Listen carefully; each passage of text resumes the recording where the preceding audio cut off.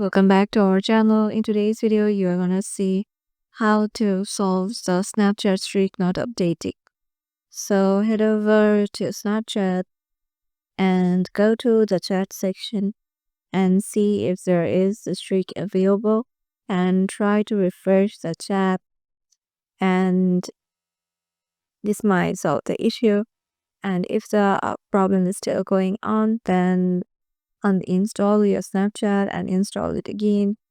And if the problem is still going on, then go to Snapchat, go to your profile, go to the gear icon on the top right, and go to the button, and here go to support. Search for I have lost my snap streak. Now go to how do I restore my snap streak. They may you can start a new streak with your friend by sending snap back and forth to each other every day within 24 hours. So for 3 consecutive days. So yeah, this is how you can just solve the issue of Snapchat streak not uploading. Hope this video will help you out, and we'll see you in the next video.